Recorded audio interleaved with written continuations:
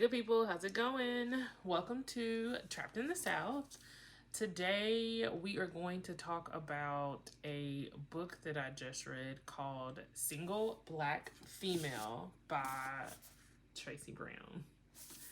So, I love reading. Recently, I have really been obsessed with audiobooks. But also, I feel like audiobooks go against everything I believe in life.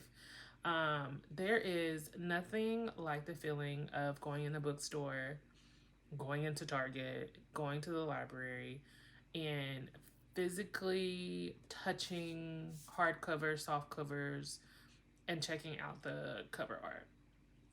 I don't know what it is about doing that, but I really, really love it. And probably about, I don't know, 6 months to a year ago, I went into Target and they have their sale that they normally do. It is like buy 2 books, get 1 free. And so I got 2 books that I had on my favorites list that I had been waiting actually for a sale to buy. And then I came across this book.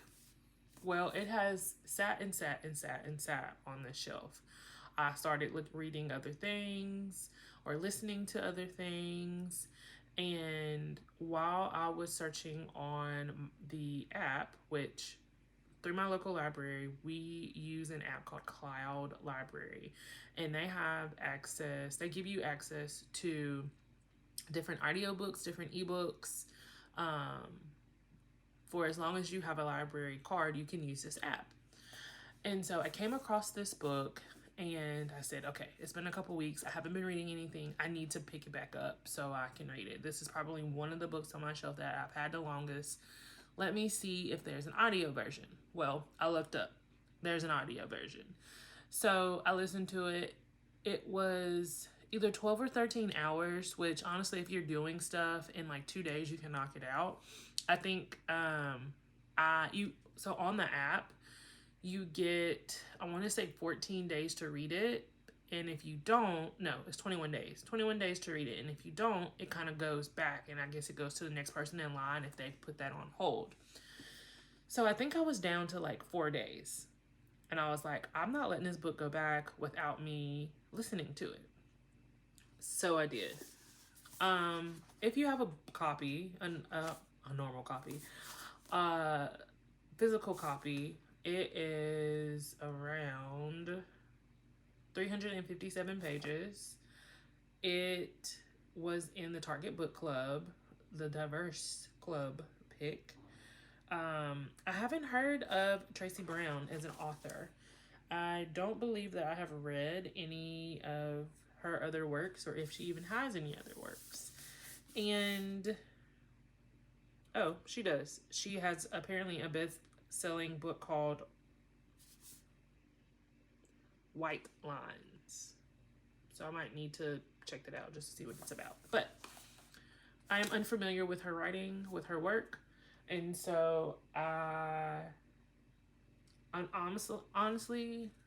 honestly a book snob. Like, I find books by certain authors and I just read their entire life's work. And then a sprinkle here and there because, my choice of reading is memoirs. I like, now that they have a new term, it's gone from erotica to smut to spicy novels. I love those. So those are my reads of choice. And so this is definitely outside of my norm. However, it was still a good read. So basically, Single Black Female is about it's a family, basically family and friends. The main character's name is Ivy.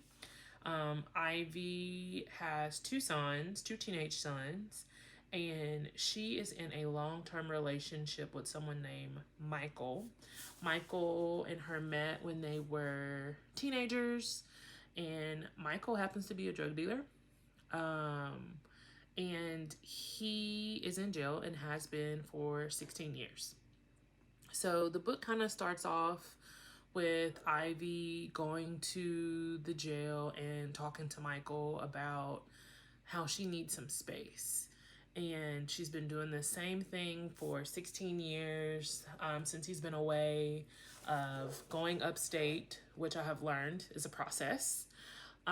She currently was living in Staten Island and going upstate to visit him for a couple hours. It would take her a couple hours to get there and a couple hours visit. So it's like basically max her whole day out. And so she's telling him that she needs a break from doing this. Not that she wants to break up with him or not that she wants to change her life drastically in any way. It's just like she has a lot going on with the kids. She has a lot going on with work. And she wants to find some type of relief in this segment of her life. And this is where she has chosen to find that relief. Of course, Michael gets very upset. And that leads to many conversations. Michael is a very powerful person, even though he is in jail.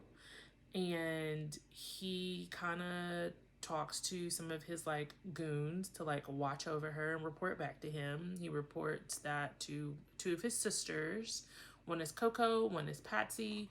Coco and Ivy seem to have a really good relationship, and the book dives off into her relationships, and she becomes a supporting character in this book. It talks a little bit about Patsy, but if I'm honest, it's very negative. Basically, Patsy lives off her brother. The home that Patsy's living in was the home that Mikey bought for his mom, and when she passed away, Patsy moved in it with her children and her grandchildren. She is probably a very commonly written about family member who smokes and drinks and has all the grandkids there just because she's present, but she's not actually mentally present. Coco, on the other hand, the author speaks about her being very successful. She works for Live Nation. Mikey put her through college. She lives a very prosperous and, I don't want to say high society, but a good life. And of course, what is she missing? Someone to share it with, right? And it goes down this line of a relationship that she had been in for, I want to say like 8 to 10 years, but it wasn't really a relationship. It was like a situationship. And she basically tells this guy, his name is Derek, that, hey, I want to be with you. I want to have your kids. I want to be married. I want to settle down. And that trickles into him telling her that he has a kid on the way. And he wasn't excited about it, but now he is. And she basically kicks him out of her house, and he tries to get her back, and that turns into a moment of weakness for her. You know, you can't be a successful woman without having some missing part of your life for some odd reason. But then a family friend who is Nikki, she is like this social media influencer, that's a better word. She knows Ivy and Coco, and she introduced Coco to this guy named Ziggy, and Ziggy happens to be a white male, and Coco and Ziggy fall in like with one another. And so you kind of see the beginning stages and a little bit of conflict of what their relationship looks like through that process. There is another friend. Her name is Deja. She is friends with Ivy, and she is actually the reason Ivy moved from Brooklyn to Staten Island. Ivy has let's say a 15-year-old daughter named Bree, and she is married to a policeman named Bobby. Bobby and Deja met 16 years ago after Deja's boyfriend, Bree's father, went to prison along with Mikey about a murder that he didn't commit. Throughout this book, he actually returns home. His name is Rashad. He still has connections with Michael. And he is trying to implant himself in the life of his child, Bree, after so many years. And so you see the conflict arise between Rashad and Deja about how come she wasn't loyal. Why didn't she stick around? Especially as long as Ivy did. You see Deja realize that the conflict that she is having with Nikki, which if I'm not mistaken, I believe it's her sister, about the way she lives her life is literally a reflection on how she wished she would have lived her life. You see her marriage dissolve, and basically she finds out that she is not the person that she expected she would be at this point, and how she tried so very hard to do the exact opposite of what she was doing in hopes of finding a better life for her and Bree. And so I think it's really it. It's those girls. Back to Nikki, we don't dive deep into anything regarding her. She is just strictly a supporting friend that has this extravagant influence in her life, and she is loud and she is proud and unapologetically her. But the main character is Ivy and her family and the woes of navigating life on the perimeter of not being with Mikey, the struggles that she goes through with raising two teenage sons, that, you know, sometimes they're not very honest about the things that they are doing. And then there's some police involvement, and it kind of ends in a very traumatic, honestly trauma-filled encounter with a neighbor and the police that ends with her child being in the hospital.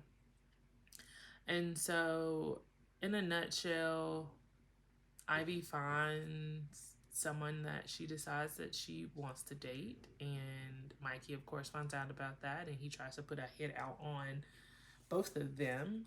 And in the end, it's semi full circle. Like, she talks to Mikey. Mikey says, I'm okay with it.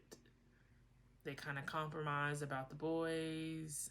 And she starts off on this new journey, you know, 16 plus years later, of being a single Black female. I mean, she's dating somebody, so she's not married, so in my eyes, she is single.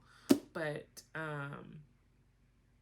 if I had a scale, if I had a scale to rate these books, I would probably give it like a 2.5. There was nothing about this book that was like super special. I connected with the characters. I enjoyed hearing the storylines, but like I said, Nikki, we had no backstory whatsoever on her. I do also understand it's already lengthy at 300 plus pages, so it's like, how much character development can you get?